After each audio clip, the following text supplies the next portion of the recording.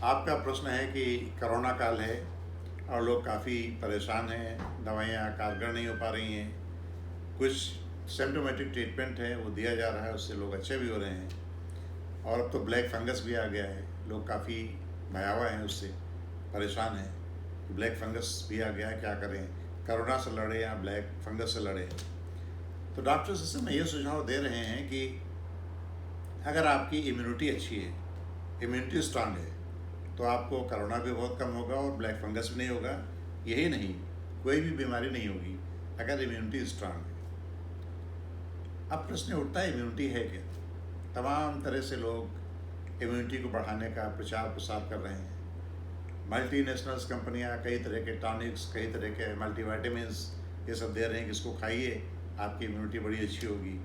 वैद्य लोग कुछ और बता रहे हैं, ये रस खाइए, ये आयुर्वेदिक चीज़ें खाइए, इससे इम्यूनिटी बढ़ेगी। नानी माँ के नुस्खे और हैं। इंडिया में तो और लोग हल्दी, पीपली, अश्वगंधा, गुर्ज, काली मिर्च ये सब पी के अपनी इम्यूनिटी बढ़ा रहे हैं। तो अल्टीमेटली है क्या इम्यूनिटी? इम्यूनिटी का मतलब होता है कि आपके अंदर इतना ताकत आ जाए कि आपके शत्रु आपके ऊपर अगर हमला भी करें तो आप उनको पराजित कर दें। अब अपनी शक्ति कैसे आप बढ़ाएं? मैं एक आपको लाइव एग्जांपल देता हूँ। जैसे अमेरिका है, अमेरिका शक्तिशाली भी है, क्योंकि शक्तिशाली है तो कोई देश का आपके ऊपर हमला नहीं करेगा। और शक्तिशाली होने के साथ साथ उसने नाटो का संगठन भी बनाया है, यूरोपियन कंट्रीज़ का, कि अगर कोई संकट आए तो उसमें ये सब लोग हमारे काम में, तो फ्रेंडली भी है कई कंट्रीज़ के साथ। और वर्ल्ड वाइड अमेरिका ये कह रहा है कि हमारे कितने देश हमारे साथी बन सकते हैं पूरी दुनिया में, ताकि उसकी सुरक्षा बनी रहे। तो दो चीज़ें उभर करके सामने आएंगी। मैं इम्यूनिटी कॉन्टेस्ट में कर रहा हूँ, आपको पता लगेगा कि ये अमेरिका और नाटो और यूरोपियन कंट्रीज कहाँ से आ गई। इम्यूनिटी की बात है। एक तो है आप शक्तिशाली रहें और दूसरे फ्रेंडली भी रहें लोगों के साथ, ताकि आपके दुश्मन कम हो पाएँ। अगर दुश्मन आता है तो उसको हरा भी सकें। आप देखते होंगे कि प्रकृति में तमाम जीव जंतु हैं, कीड़े मकोड़े हैं, पशु पक्षी हैं, जानवर हैं। कोरोना सिर्फ इंसानों को मार रहा है, इनके ऊपर कोई फर्क नहीं पड़ रहा है, या आराम से विचरण कर रहे हैं। यहाँ तक कि मक्खी, मच्छर और चींटी कितने छोटे हैं, इनके ऊपर कोई असर नहीं हो रहा है। क्या इन कीड़े मकोड़ों की भी इतनी इम्यूनिटी ज़्यादा है कि कोरोना इनके ऊपर असर नहीं कर रहा है, सिर्फ मनुष्यों पर असर कर रहा है, आदमियों पर असर कर रहा है, जो अच्छा खाते हैं, पीते हैं, अच्छे मकान में रहते हैं, दवा दारू की पूरी सुविधा है, मेडिकल फैसिलिटीज़ हैं, पीजीआईज़ हैं, ऑल इंडिया इंस्टीट्यूट हैं, डॉक्टर्स हैं। और इन जंगली जानवरों, पशु पक्षियों, कीड़े मकोड़ों के पास न तो घर है, न खाने के लिए कुछ है, न तो कपड़े हैं, न तो कोई रहने की अच्छी व्यवस्था है, न कोई टॉनिक है, न विटामिन है। तो इनकी इम्यूनिटी इतनी अच्छी क्यों है? इसको समझने की कोशिश करिए। ये जो हमारा शरीर बना है, छित जल पावक गगन समीरा, पंच तत्वों से मिलकर बना है। और ये जंगली जानवर और पशु पक्षी, कीड़े मकोड़े जितने भी हैं, ये पंच तत्वों के बहुत ही नज़दीक रहते हैं। इनकी ज़िंदगी आर्टिफिशियल नहीं है। ये जब सूरज निकलता है तो धूप इनके शरीर में लगती है, जब बारिश होती है तो पानी इनके ऊपर गिरता है, मिट्टी के घर बना करके उसमें रहते हैं, पूरी शुद्ध हवा इनको लगती है, चांद तारों की रोशनी इनके ऊपर लगती है। हम कहाँ रहते हैं? पक्के मकानों में, सूरज की रोशनी हमारे शरीर पे पड़ नहीं पाती। जिन पंच तत्वों से शरीर बना है, जिनसे हमारा शरीर बना है, उन्हीं के हम एसोसिएशन नहीं रहते हैं, उनसे दूर रहते हैं। तो we are part of the whole, हम एक विशाल काय तंत्र के एक पार्ट हैं। और अगर जैसे एक आदमी अपने परिवार से दूर हो जाए, परिवार का सपोर्ट उसको नहीं मिल पाएगा। उसी तरीके से इस समय हम इतना दूर हो गए हैं प्रकृति से कि प्रकृति का जो सुरक्षा तंत्र है हमारे लिए उपलब्ध था, कि प्रकृति हमें स्ट्रांग बनाएगी, मजबूत बनाएगी, उससे हम वंचित हो गए हैं। हम अलग थलग पड़ गए हैं। हम सूर्य की रोशनी नहीं लेते हैं। हम जब बारिश होती है तो छाता लगा लेते हैं, जब गर्मी होती है तो एसी लगा लेते हैं। इस समय भी देखिए इस कमरे में एसी चल रहा है। जब परमपिता परमेश्वर कह रहा है कि गर्मी लगे, उसकी बनाई हुई गर्मी है, ग्रीष्म ऋतु है, उस समय हम ठंड में रहते हैं। जब विंटर्स होता है, जब जाड़ा पड़ता है, उस समय हम हीटर लगा लेते हैं। जब पानी बरसता है हम छाता लगा लेते हैं, मकानों में घुस जाते हैं। तो जो हम प्रभु की इच्छा के विपरीत जा रहे हैं, जो प्रभु की इच्छा है उसके हम विपरीत जा रहे हैं। तो जब प्रभु की इच्छा के विपरीत हम चलेंगे तो हमारा इम्यून सिस्टम कैसे स्ट्रांग होगा। हमने तो अपने विशाल को, जो हम तो पार्ट हैं होल के, होल को अपने आप से अलग करके आप कल्पना नहीं कर सकते हैं कि आप बहुत ही रक्षात्मक, आपका जो सुरक्षा तंत्र रक्षात्मक रहे। तो पहली चीज़ जो मैं बता रहा था कि आपके अपने शरीर को इतना बलिष्ठ रखना है। बलिष्ठ कैसे रखेंगे? जब आप पूरे प्राकृतिक जो संसाधन है उसके नज़दीक आएंगे, प्रकृति के नज़दीक आएंगे, एग्जिस्टेंस के जितना नज़दीक रहेंगे उतना ही आपका सुरक्षा तंत्र अच्छा होगा। कैसे अच्छा हो सकता है? जब सुबह परमपिता परमेश्वर कहता है कि हमने सूरज की रोशनी दी है आपको 5 या 6 बजे, जब लालिमा छाई होती है, भीनी भीनी सुनहरी किरणें निकलती हैं, उस समय आपको चाहिए कि आप उन सूरज की किरणों को अपने शरीर पर लगने दें। वो सिर्फ सूरज की किरणें नहीं हैं, डॉक्टर्स कहते हैं उसमें विटामिन डी मिलता है। पता नहीं कितने लाखों करोड़ों विटामिन उस समय आपके लिए मिलते हो, क्योंकि सूरज की रोशनी में कुछ ऐसा है। अगर वनस्पति के ऊपर सूरज की रोशनी न पड़े, हमारी फसलों के ऊपर न पड़े, पेड़ पौधों के ऊपर न पड़े, तो न तो पेड़ पौधे ऑक्सीजन बनाएंगे, न तो वो सर्वाइव कर पाएंगे, वो सूख जाएंगे, हमारी फसलें नहीं होंगी, उसमें दाना नहीं पड़ेगा। तो डॉक्टर सिर्फ कह के हाथ झाड़ लेते हैं कि साहब विटामिन डी इसमें मिलता है, लेकिन आप जरा सोचिए शांत भाव से कि कितने विटामिन, हजारों लाखों करोड़ों विटामिन मिलते होंगे जिससे सारी सृष्टि चल रही है। सूरज की किरणें सबसे इम्पॉर्टेंट है आपके शरीर के लिए, आपके स्वास्थ्य के लिए, और वो आपके शरीर पर लग नहीं पाती है।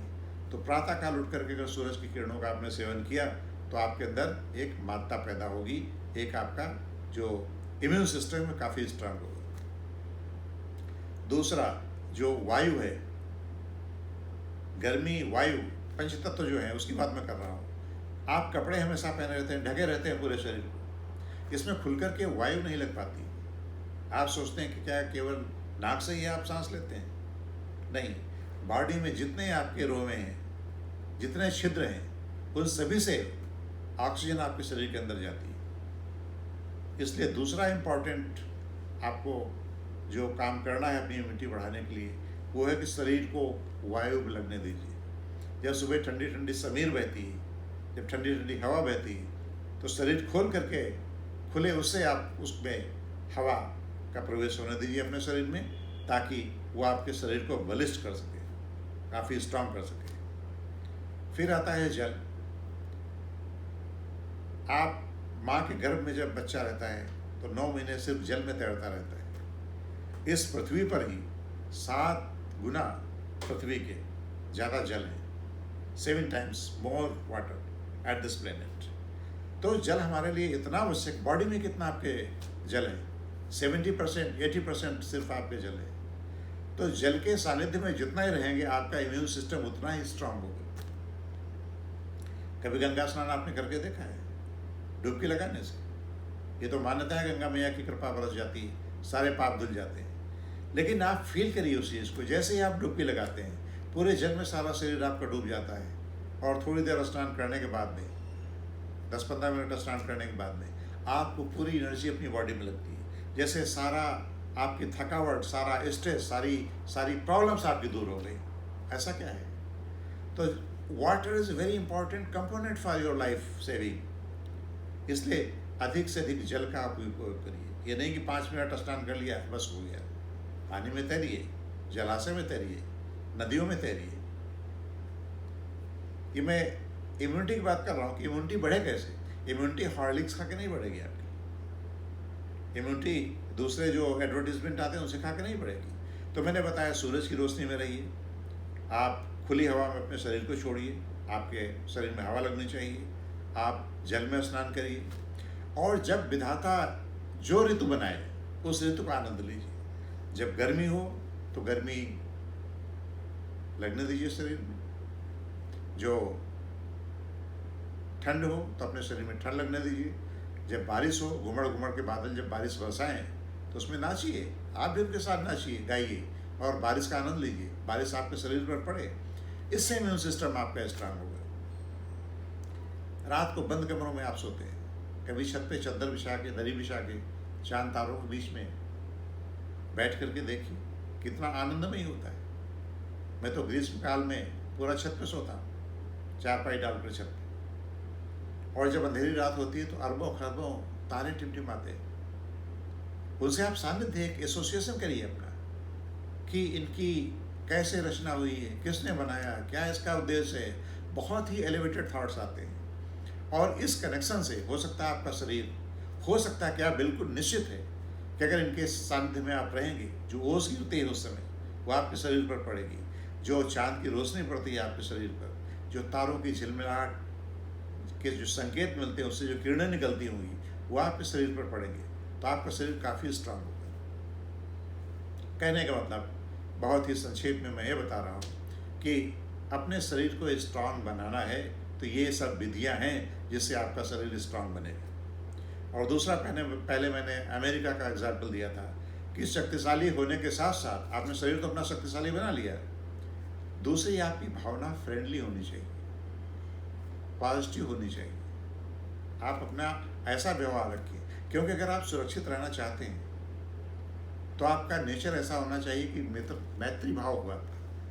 मैत्री भाव अगर रखेंगे तो लोग, जो दूसरे लोग हैं, आपके ऊपर हमला नहीं करेंगे। हम क्या हो गए, सेल्फ सेंटर्ड हो गए, एरोगेंट हो गए, सिर्फ अपने विषय में सोचते हैं। जंगली जानवर क्या होता है, जीव जंतु क्या होते हैं, वो कभी नहीं कहते हैं कि ये सिर्फ मेरा कब्जा है, इतने जंगल के ऊपर हमारा कब्जा है। शेर को एक दो चार जानवरों छोड़ करके ऐसा कोई जानवर नहीं कहता कि सब विचरण करते हैं। एक पेड़ पर वहीं पे बगुला बैठा हुआ है, वहीं पे मधुमक्खी बैठी हुई है, वहीं पे और तमाम तरह के पक्षी बैठे हुए हैं।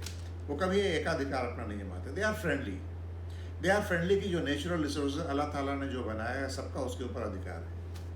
तो जब हम फ्रेंडली रहेंगे, हमारा व्यक्तित्व तो ऐसा रहेगा, जब हम हंस के सबसे बोलेंगे, एक हमारा फ्रेंडली जो स्वभाव होगा, तो मैं निश्चित रूप से कह सकता हूँ ऐसा व्यक्ति जिसका स्वभाव फ्रेंडली है, जो सभी को आदर की निगाह से देखता है, जो ईर्ष्या नहीं रखता है, जिसके अंदर मैत्री भाव रहता है, निश्चित रूप से उसका इम्यून सिस्टम बहुत अच्छा होगा, उसके दुश्मन कम होंगे, उसके अधिक से अधिक लोग दोस्त होंगे। और जो इसकी कोरोना की बात करते हैं, ब्लैक फंगस की बात करते हैं, निश्चित रूप से डॉक्टर्स नहीं मानेंगे, लेकिन जब आपका स्वभाव फ्रेंडली रहेगा, सह अस्तित्व की भावना रहेगी कि तुम भी रहो हम भी रहें, तुम भी खुश हम भी खुश। ये सोचने में अपेरेंटली तो बहुत ही मजाकिया चीज़ लगती है कि कोरोना से दोस्ती कर रहे हो, तुम भी खुश हम भी खुश।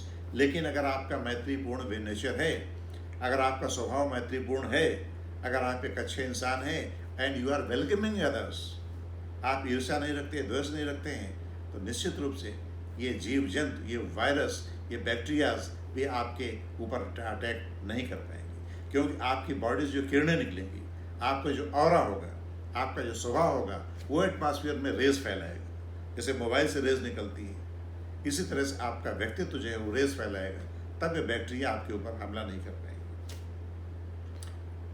एक और चीज़ मैं कहना चाहूँगा कि हमारा खान पान जो है वो भी बहुत गलत है। जैसे माँ होती है तो माँ अपने बच्चे को क्या खिलाती है, जो सबसे अच्छी चीज़ होती है वही खिलाती है, क्योंकि माँ सोचती है कि हमारा बेटा खाएगा तो हंस पुष्ट रहेगा।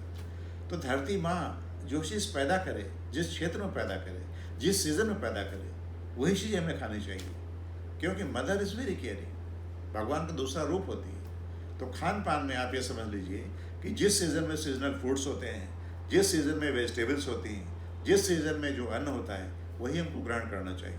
वो ग्रहण करेंगे तो मोटा मोटा जो सिद्धांत है कि माँ खुद जानती है कि इस सीज़न में हमारे बच्चे को क्या चाहिए, वही फ़ायदा करेगा, वही आपकी इम्यूनिटी को स्ट्रांग करेगा। और दूसरा, जंगली जानवरों को मैं बार बार इसलिए एग्जाम्पल देता हूँ क्योंकि उनको कोरोना और ब्लैक फंगस और तरह तरह की बीमारियाँ असर नहीं कर रही हैं। तो बहुत कुछ सीखना है हमें जंगली जानवरों से। जंगली जानवर क्या करते हैं, ये हर चीज़ कच्ची खाते हैं। तोता है, आम है, अमरूद है, मिर्च है, ये डाल पर पेड़ कर बैठ करके कच्ची चीज़ें खाता है। और हम लोग क्या करते हैं, सफोला में फ्राई करते हैं, तलते हैं, 20 तरह के उसमें मसाले डालते हैं, उसका टेस्ट करते हैं, उसके बाद में खाते हैं। रख दिया बना करके, फ्रिज में खाते हैं, बासी भोजन खाते हैं। तो जहाँ तक हो सके बिना तेल का रा नहीं खा सकते हैं, लेकिन तेल वगैरह कम इस्तेमाल करिए। तो उससे उसकी जो प्रकृति है, उसके जो वाइटामिन्स हैं, उस सब्जी के, उस फ्रूट के, उस अन्न के, वो सब नष्ट नहीं होंगे। हम क्या करते हैं कि जो भी अन्न है, जो भी वेजिटेबल्स हैं, उसके जो मौलिक तत्व हैं उसको इतना पकाते हैं कि उसके मौलिक तत्व तो नष्ट हो जाते हैं, और हम फिर कबाड़ा खाते हैं और कहते हैं हमारा इम्यून सिस्टम अच्छा नहीं होता है। तरह तरह के उसमें मसाले डाल करके, तरह तरह के तेल डाल के। तो जितना हो रॉ खाने की कोशिश करिए, फ्रूट्स कच्चे खाइए, सब्जियां कम पकाइए, तेल का कम यूज़ करिए। तीसरी चीज़ जो है खान पान की, हम लोग आजकल मांसाहार करते हैं,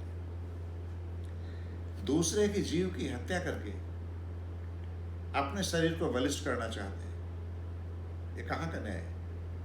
परमपिता परमेश्वर ने जो मुर्गे में भी जान दी है, मछली में भी जान दी है, बकरे में भी जान दी है, और साउथ ईस्ट एशियन कंट्रीज़ में तो सारे जीव जंतु खाए जाते हैं। समुद्र में जाल डाला, जो भी मिला वो सब फ्राई करके खा जाते हैं। तो दूसरे की जान लेकर के अपनी जान की सुरक्षा मांगते हैं, ये कैसे संभव? हमने जानवरों को इतना डराया है, इतना डराया है, इतना कष्ट दिया है। हो सकता है कि जानवरों के एसोसिएशन ने कोरोना रूपी एक कीटाणु भेज दिया है, एक वायरस भेज दिया है कि उन्होंने बहुत मारा है हमें, बहुत खाया है। एक मुर्गा जब कटता है तो कितना कष्ट होता है उसको। एक मछली को जब आप काटते हैं आदि से तो कितना छटपटाती है। बकरे को काटते हैं तो कितना चिल्लाता है, फिर कितना अत्याचार किया है हमने। और फिर जब कोरोना आ गया तो हम लोग कहते हैं कि महामारी आ गई, महाविनाश हो रहा है, बड़ा गड़बड़ हो रहा है। इतने लोगों को मार के आप जिंदा रहना चाहते हैं, ये भी बड़ा प्रश्न चिन्ह करता है, प्रश्न चिन्ह उठाता है, क्वेश्चन मार्क है। तो अगर आप अपनी सुरक्षा चाहते हैं तो दूसरों की ज़िंदगी की सुरक्षा करिए। दूसरों की ज़िंदगी की अगर आप इज्जत नहीं करेंगे तो आपके लिए भी संभव नहीं होगा कि आप अपनी सुरक्षा कर सकें। दूसरी चीज़ मैं बताता हूँ कि आप लोग दूध का सेवन करते हैं। दूध किस लिए? गाय का दूध किसके लिए बना है? बछड़े के लिए। भैंस का दूध किस लिए बना है? पड़वा के लिए। बकरी का दूध उसके मेमना के लिए बना है। वो जो बच्चा देता है जानवर, तो कुछ समय के लिए दूध देता है इसलिए उसका बच्चा पी सके। उसके बच्चे का दूध मारकर उसको आप अलाउ नहीं करते हो कि वो बच्चा पी पाए, और वो दूध आप खुद ही पीते हो। इस दुनिया में इतनी अधिक हिंसा इसीलिए है क्योंकि जानवरों को दूध पीते पीते आपके अंदर पाशविक प्रवृत्ति आ गई, जानवरों वाली प्रवृत्ति आ गई। तो नटसल में हम यही कहेंगे कि अपनी इम्यूनिटी अगर बढ़ानी है, प्रकृति के पास रहें। अल्लाह ताला की जो मर्जी है, परम पिता की जो मर्जी है, जो उसने ऋतुएं बनाई है, उनका पूरा रिस्पेक्ट करते हुए उसमें घुल मिल के रहिए। प्रकृति में जैसा है, जितना नज़दीक आप उसके रहेंगे, आपकी इम्यूनिटी उतनी अच्छी रहेगी। अपनी फूड हैबिट्स को बदलिए, जितना हो सके कच्चे फल सीजनल, कच्ची सब्जियां सीजनल, और बिना तली हुई बिना तला हुआ भोजन आप खाइए। आपका स्वास्थ्य निश्चित रूप से अच्छा रहेगा। और सबसे ऊपर अपने चित्त को शांत रखिए। आपका चित्त पवित्र हो, आत्मा पवित्र हो, मैत्री भाव हो। जब आपके अंदर मैत्री भाव होगा तो ये वायरस आपके हमला करके आपकी जान नहीं लेंगे। मैत्री भाव से जो रेज निकलेगी आपके अंदर, वो सह अस्तित्व की भावना को प्रेरित करेंगी कि तुम भी रहो और मैं भी रहूँ।